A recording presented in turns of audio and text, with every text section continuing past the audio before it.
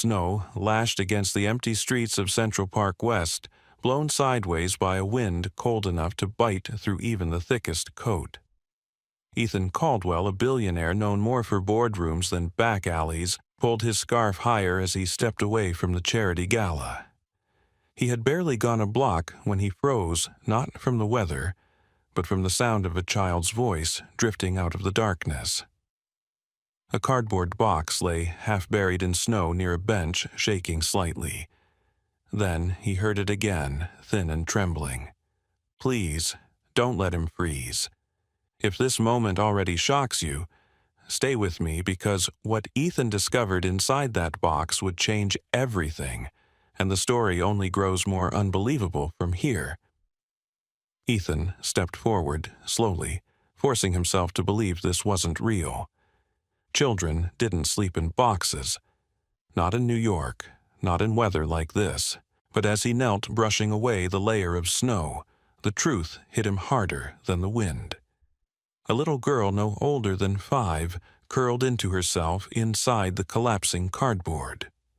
Her coat was thin, her lips purple, and her small hands clutched the edge of the box as if it were the last thing anchoring her to this world. She stared up at him with wide, glassy eyes that didn't belong on a child. "Please," she whispered, her teeth chattering uncontrollably. "Please keep him warm." "Him," Ethan echoed, scanning the shadows. She lifted her arm with effort and pointed deeper into the box. When he leaned closer, his breath caught. Another child, a baby boy only a few weeks old, was wrapped in a torn towel. His skin was pale, almost blue. No sound came from him. Not a cry, not a breath Ethan could see. Just stillness. A surge of panic shot through him. "God," he murmured, ripping off his own coat and wrapping the baby against his chest. The cold from the child's body burned like ice. Hey, buddy, stay with me." The girl tried to crawl out, but stumbled, her legs too numb to hold her. Ethan caught her with one arm, pulling both children close. Snow kept falling, collecting in her hair, melting on her cheeks, like tears she was too cold to shed. "My name is Lila," she said, her voice barely audible. "He's my brother, Noah. He hasn't moved since the sky got dark." Ethan looked around for help, but the street was empty. The storm had pushed everyone indoors. He grabbed his phone, dialing 911, but the wind cut the signal to static. He tried twice more. Nothing. The nearest emergency shelter was 7 blocks away. 7 blocks through wind that felt like knives. He looked back at the children. Lila's eyelids fluttered like she was losing the battle to stay awake. The baby didn't move at all. "Lila," he said, trying to keep his voice steady. "Where's your mom?" Her lip quivered. "She got so cold one night, and she didn't wake up again. A man said he'd come back for us, but he didn't. I tried to keep Noah warm. I did, but he's so little." Her words shook Ethan in a way no business collapse or crisis ever had. There was something raw and unfiltered in her honesty, something that pierced straight through the walls he'd built around himself.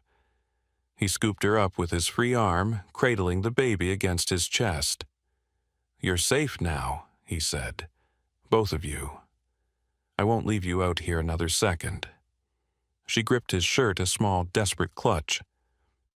People promise things. Then they don't come back. Ethan didn't know why, but this promise felt different, heavier. "I'm not letting go," he said. "Not tonight." He stepped into the storm, forcing his way through the wind. Halfway down the block, the snow thickened to a blinding sheet. The cold sliced through him. He felt the baby's body grow heavier in his arms, too still, too silent. The fear that he might be too late pressed against his ribs like a weight. Then Lila's head dropped onto his shoulder. Her small voice floated out one last time before she drifted into unconsciousness. "Please don't let him die. Please." Ethan tightened his hold and pushed forward, each step a battle. The world around him blurred white. Cars crept past without seeing him. Streetlights flickered. His breathing turned ragged. Somewhere deep inside, something shifted. The man who had spent years insulating himself from the world suddenly realized he cared more fiercely than he'd cared about anything in a long time. Because this wasn't a business deal or a charity headline. This was life or death right now in his arms. And as he staggered toward the distant shelter lights, he had no idea that saving these children tonight would pull him into a story darker, deeper, and far more dangerous than he could imagine. He only knew one thing: he wouldn't let the storm claim them. Not now. Not ever. By the time Ethan reached the winter emergency shelter, his arms were trembling from the weight of the two children and from the fear that he might already be too late. The staff rushed toward him the moment he pushed through the glass doors, snow trailing behind him. A nurse grabbed Noah from his arms, shouting for warm blankets and an oxygen kit. Another knelt beside Lila, rubbing her hands to restore circulation. The room was warm, but the urgency inside it felt sharp enough to cut. Ethan stood there chest-heaving, watching strangers fight to pull the children back from the edge. He didn't know these kids, not really, but something about the sight of their tiny bodies surrounded by medical equipment twisted inside him. When Noah let out a faint, fragile cry, the nurse looked up and said, "He's still with us." That's a good sign. Ethan felt a wave of relief so strong he had to steady himself against the counter.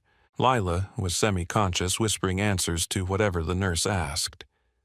"Your name, Lila. How old are you? 5. Who's the baby? My brother." But when they asked where she'd been staying or who she belonged to, her breath hitched. She shut down, retreating into herself. Ethan stepped forward instinctively. "Easy," he said. "Let her breathe." The nurse gave him a curious look as if trying to place who he was in all of this, but she didn't question him further.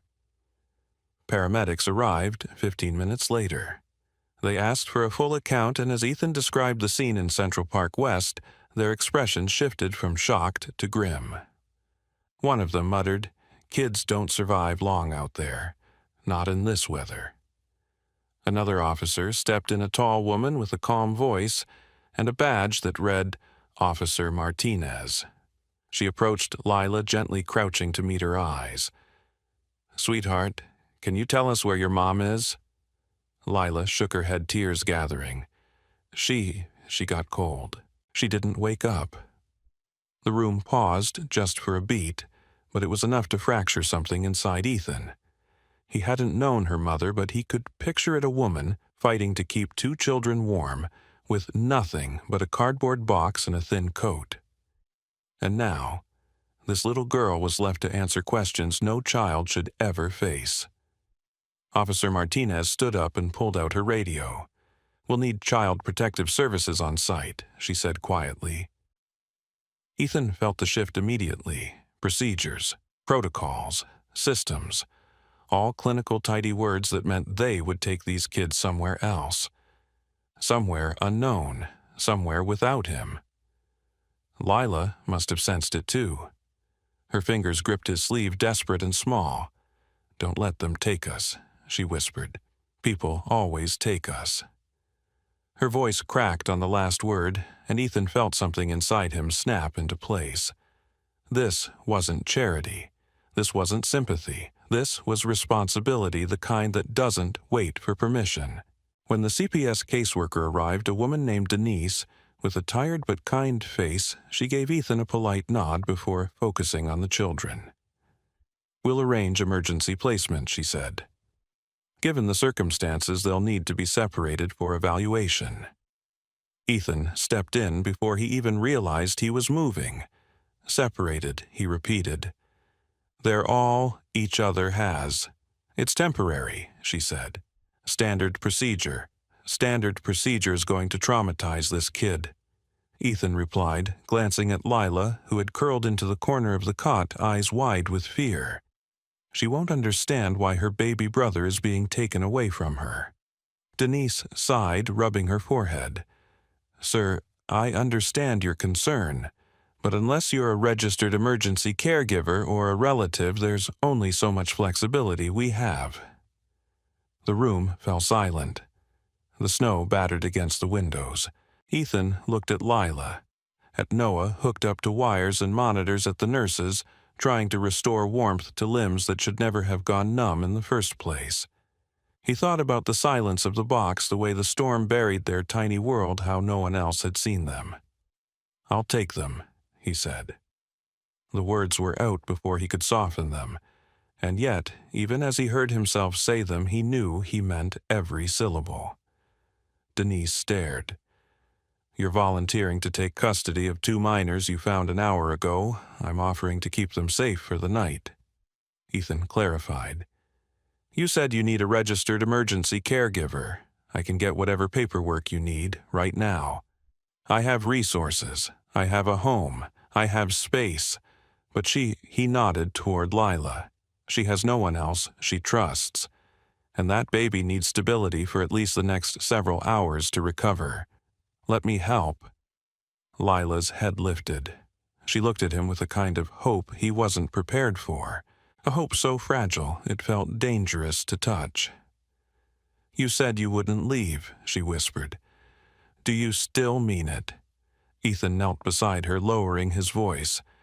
"I don't break promises," he said, and for the first time in years, it wasn't a line, it was the truth. Denise hesitated, torn between policy and the very real fear she saw in Lila's eyes.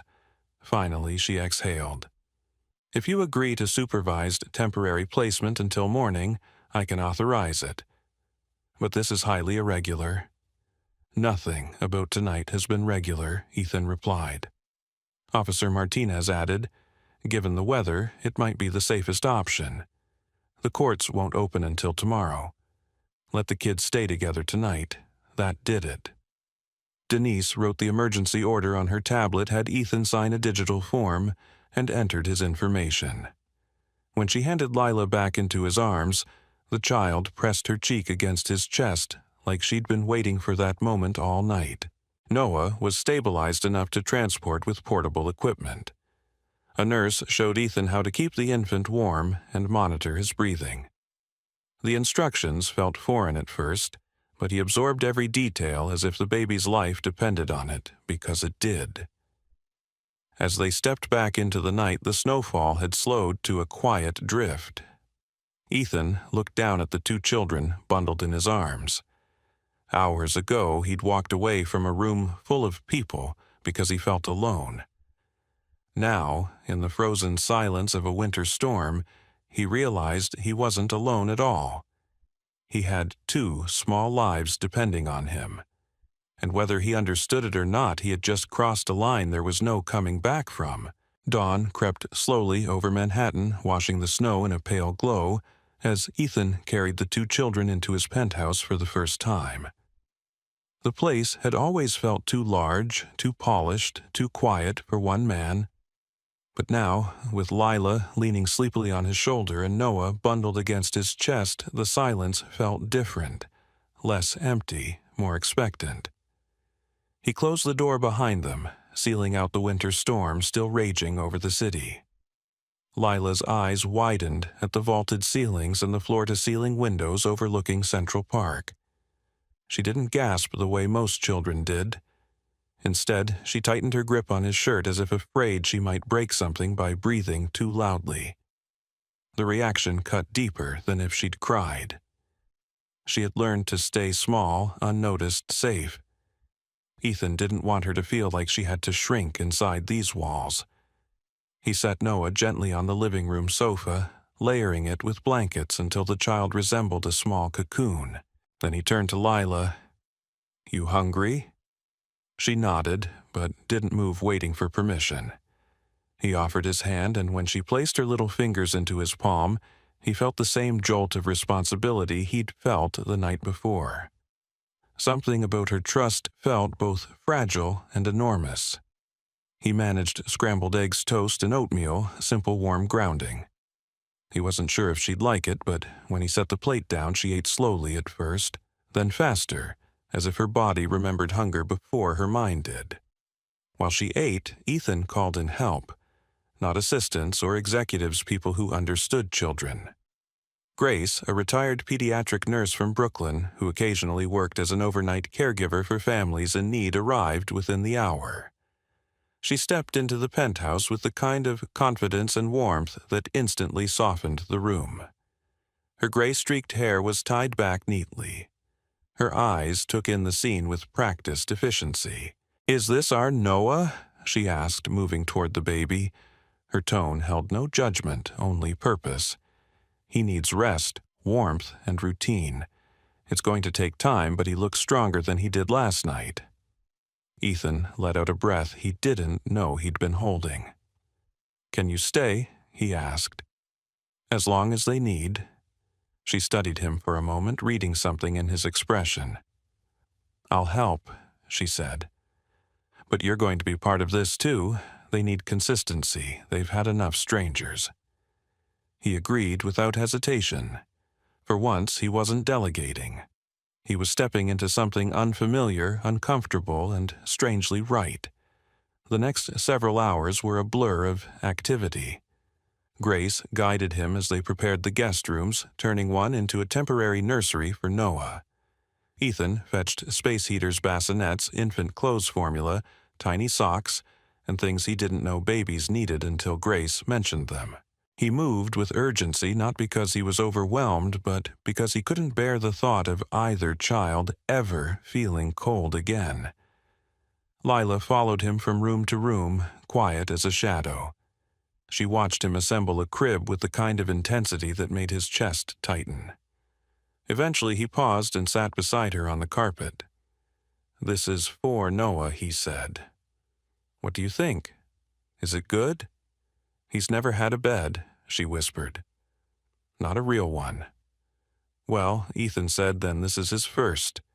Her shoulders relaxed just a little, and he took that as a victory. But as night fell, Lila's anxiety returned in waves. Grace noticed it first, the way the little girl stiffened every time the wind rattled against the windows, the way she flinched at footsteps in the hallway. When Ethan tucked her into the guest room, she grabbed his wrist. "Don't close the door," she said quickly. "Please." He left it open, switching on the hallway light. "I'll be right outside," he promised. She nodded, but didn't lie down.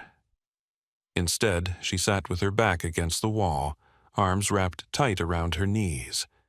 He recognized it instantly, the posture of a child who had slept sitting up for safety, not comfort. Later, when the penthouse had settled into an uneasy quiet, Grace joined him in the living room. "She's holding a lot of fear," she said gently. "Kids who've been out in the cold like that, they don't just warm up because the room does." "What do I do?" Ethan asked. "You show her she's not alone," Grace said. "You show her that this place is safe." She paused. "And you stay, even when it's inconvenient, especially then." He nodded, absorbing every word. Just after midnight, a soft cry echoed down the hallway. Ethan rushed to the guest room. Lila sat upright on the bed now, shaking her eyes wet with panic.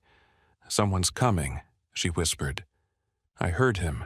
No one is coming," Ethan said, kneeling beside her. "You're safe. I'm here." She blinked, searching his face for truth. "You won't let him take Noah." "Never," he said. "No one is taking either of you." At that, she reached for him not carefully but with desperate childlike abandon and buried her face against his chest. Ethan held her as her body trembled, a small, terrified heartbeat pressed against his own. Something inside him settled with that contact, something that felt heavier than obligation. It felt like belonging. Once she fell asleep, he carried her to the middle of the bed, tucking the blankets around her. He stayed on the carpet beside her until her breathing steadied.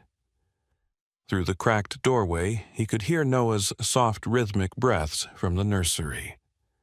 The storm outside had finally calmed, but inside the penthouse the air felt warmer than it ever had. Grace joined him again for a moment, resting a hand on his shoulder. "You're doing more than you realize," she said. "But winter isn't over yet, for them, or for you." Ethan knew she was right.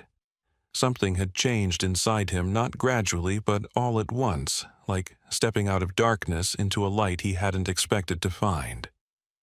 These children weren't a temporary responsibility. They were a turning point. And as he stood in the dim hallway, watching over them in the glow of a single lamp, he knew the quiet truth settling into his bones. This was no longer a night of rescue. It was the beginning of a home being built in the harshest cold, a home stitched together from fear, warmth, small victories, and the fragile trust of a little girl who had asked him not just for safety, but for a promise he intended to keep. Winter deepened over New York, like a heavy blanket settling into every crack of the city.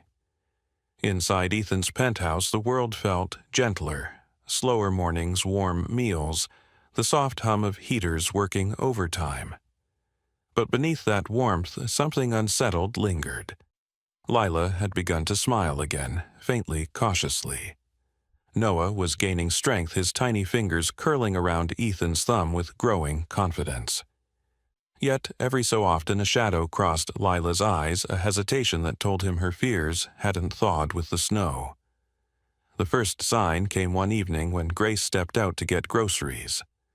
As the door clicked shut, Lila jerked upright from the couch, heart pounding so loudly Ethan could hear it from across the room.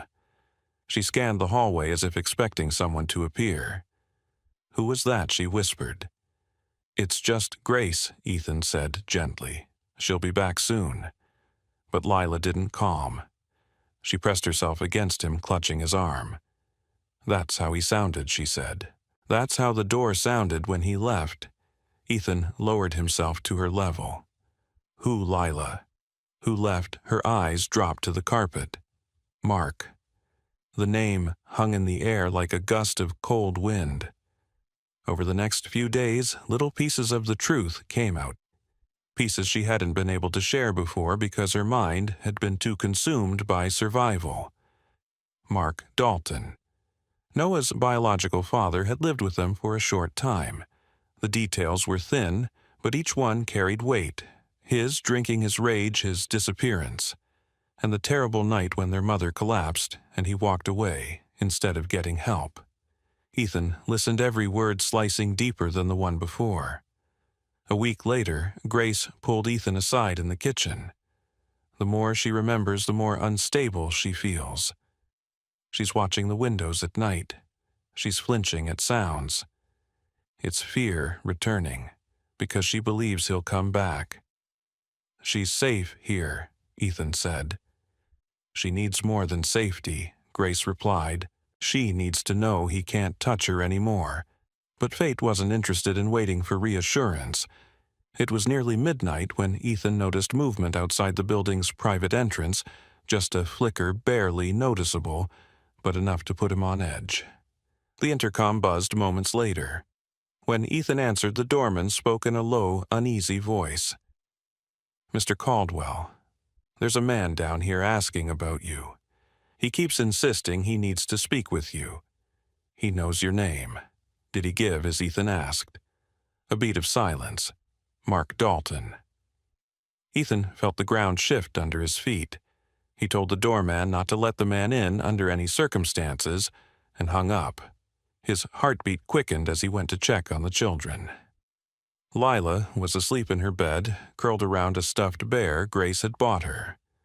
Noah was resting peacefully in his crib. They were unaware of the storm that had just landed on their doorstep.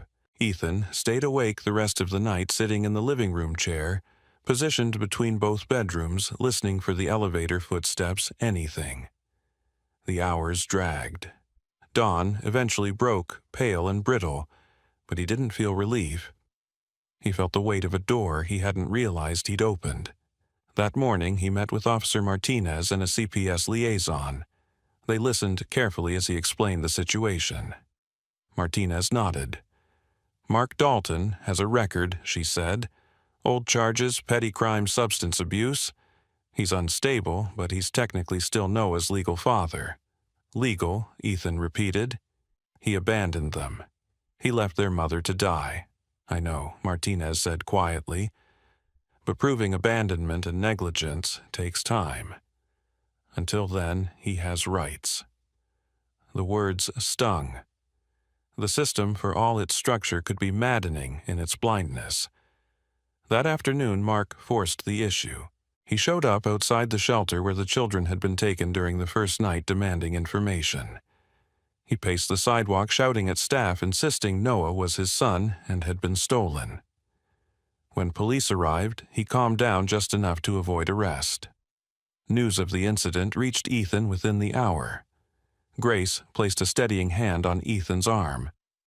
"He isn't showing concern," she said. "He's showing possession." Lila overheard enough to become frantic. She ran to Ethan, sobbing into his chest. "He can't take Noah. He'll hurt him. Please don't let him." He held her close, rubbing her back as she shook. "No one is taking him," he repeated. "You're safe. You're both safe." Later that evening, Mark managed to approach Ethan directly.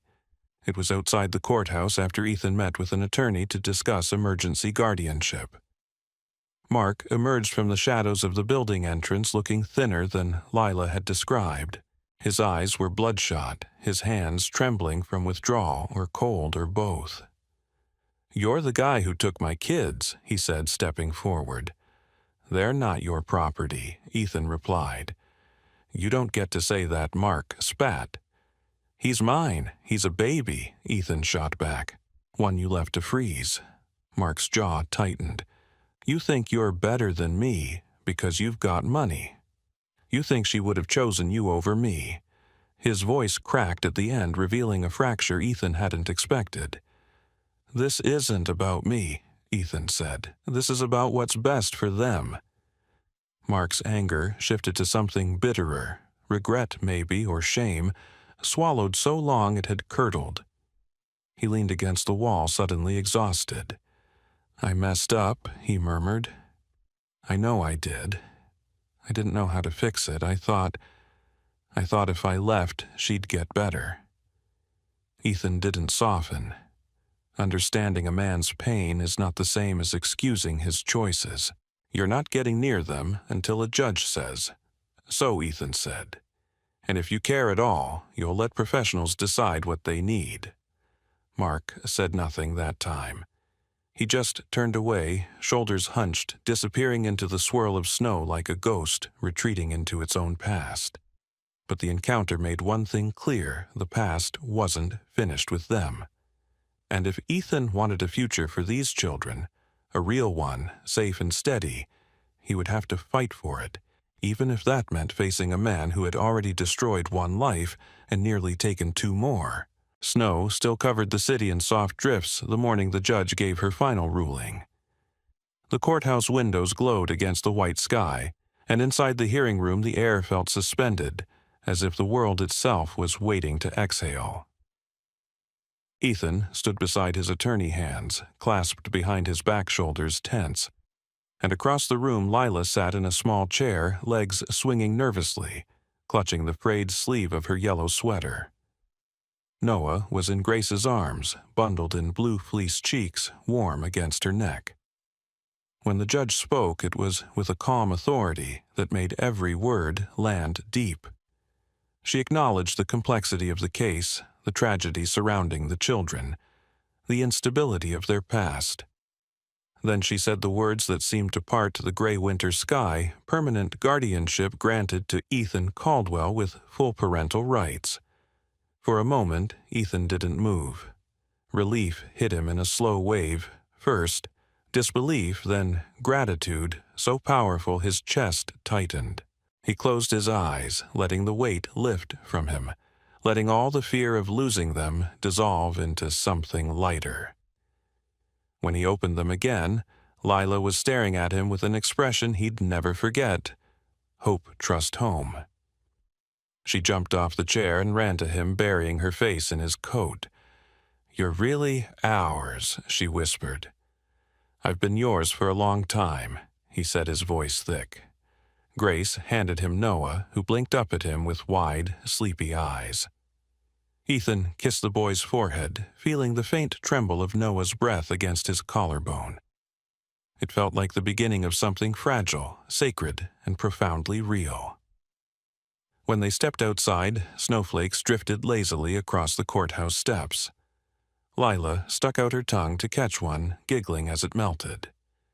It struck Ethan that this was the first carefree laugh he'd heard from her since the night he found her. He lifted her into his arms while Grace secured Noah into the car seat. On the drive home, Lila stared out the window as the city passed by, frozen parks, brick buildings dusted with snow, the quiet hum of New York during winter. "Do we get to stay in the same house forever now?" she asked suddenly. "Yes," Ethan said. "Forever sounds like a pretty good idea, and no one can take Noah," she confirmed. "No one," Ethan answered. She leaned back in her seat, finally allowing her small shoulders to relax. The soft glow of the car heater warmed her cheeks. Ethan caught her reflection in the mirror.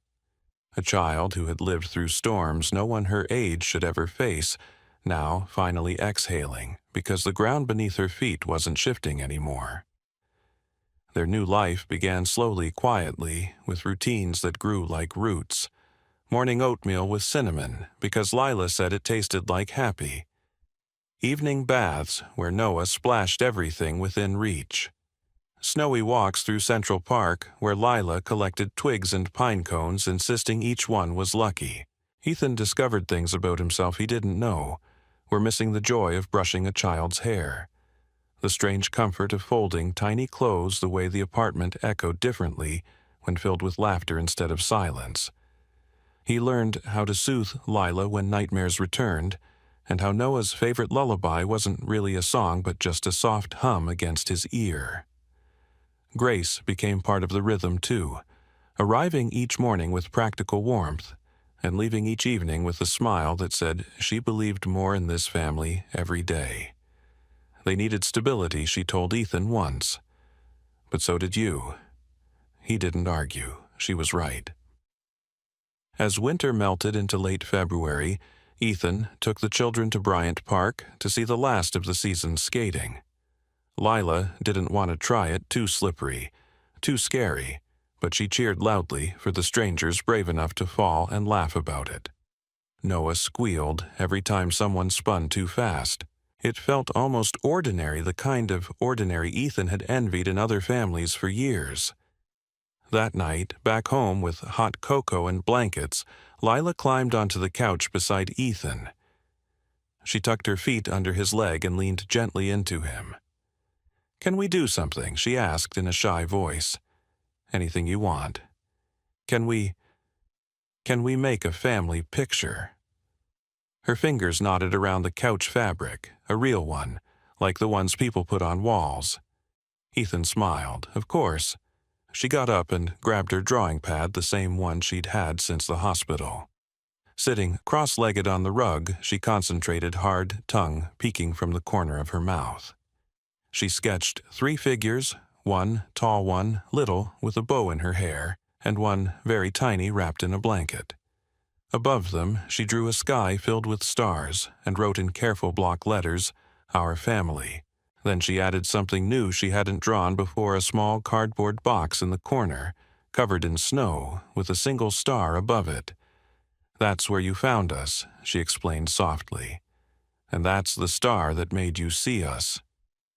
Ethan felt a tight ache in his chest, the kind that comes not from hurt, but from being deeply achingly moved. He lifted her drawing carefully as though it were fragile glass. "We'll frame this," he said. "It belongs on the wall." She grinned a real bright grin and leaned her head against his arm. Later, after Grace left and Noah was asleep, Ethan tucked Lila into her bed. She held his wrist before he pulled away. "Ethan, yeah. Are you really my dad now?" The way she asked it, not assuming, not demanding, just hoping, made his throat tighten. "Yes," he said. "I'm your dad. Good," she whispered. "'Cause I've been calling you that in my head for a long time." He brushed her hair back gently. "I've been calling you mine in my heart for just as long." She smiled drowsily and closed her eyes. Before leaving the room, Ethan paused at the doorway. Snowflakes floated past the window, catching the glow of the street lamp, each one a small glimmer in the night. Winter had been harsh, unforgiving, but it had also delivered two souls into his life, fragile and fierce, asking only for warmth. He stood there, listening to their breathing, feeling the fullness of a future that had once seemed impossible. A family made not by blood, but by courage, by chance, by a single choice in the cold that changed everything. A family made of winter light. In the end, the story of Ethan, Lila, and Noah is not simply a tale about rescue or charity. It is a story about three lives intersecting at the coldest moment of winter, each carrying its own kind of emptiness, each unknowingly waiting for the other. Ethan had spent years building an empire, polished offices, immaculate schedules, flawless success, but beneath all of it was a quiet loneliness he never dared name. Lila, small and resilient beyond her years, had carried burdens no child should ever bear: fear, loss, uncertainty. Noah, barely more than an infant when Ethan found him, had begun life in the harshest conditions imaginable, yet carried a gentleness that softened anyone who held him. Their paths crossed through a single extraordinary choice made in the falling snow. What began as a moment of compassion became a commitment, then a bond, then a family. Winter, once a season of silence and isolation, transformed into a refuge where they rebuilt their lives together. Ethan learned not only how to care for children, but how to let them care for him. Lila learned that home wasn't a place but a feeling, a sense of being seen, valued, safe. Noah learned to grow surrounded by warmth instead of cold, by love instead of fear. Through legal battles, long nights, unexpected fears, and small triumphs, their family slowly became real in every practical and emotional sense. Not by blood, not by obligation, but by devotion. And when the judge finally affirmed what their hearts already knew, they stepped out of the courthouse into a new beginning, one shaped not by circumstance but by choice. Looking back, it becomes clear that the greatest miracles rarely appear as grand gestures. They come disguised as small decisions, stopping instead of walking past, listening instead of dismissing, caring when convenience says not to. Ethan's life changed not because he planned it or sought it, but because he opened his heart long enough for possibility to enter. Lila and Noah found a future because they were brave enough to trust a stranger when the world had given them every reason not to. Miracles don't require perfect timing, they require a willing heart. The lesson from their story is simple yet powerful. Sometimes your purpose finds you in the moments you least expect, and sometimes the greatest transformations begin with the smallest choice to do something kind. Compassion isn't just a feeling, it's an action. It is the courage to step into someone's pain, the humility to offer warmth, and the willingness to let your life be changed in the process. In our world today, busy, distracted, often divided, it's easy to walk past the cardboard boxes, the quiet pleas, the opportunities to make a difference. But Ethan reminds us that when you stop and look closer, when you choose to act, you may discover that you aren't just helping someone else. You're rediscovering parts of yourself you never knew were missing. So let this story stay with you. Let it remind you that kindness can rewrite destinies. Let it remind you that family can be created in unexpected places. Let it remind you that even in the coldest seasons of life there is warmth waiting to be shared. If this journey touched your heart, inspired you, or made you believe a little more in the power of compassion, then please take a moment to subscribe to the channel. Your support gives us the motivation to continue creating meaningful stories. Stories filled with hope. humanity, and the reminder that good still exists in the world. Thank you for being here. And remember, sometimes all it takes is a single act of kindness to change everything.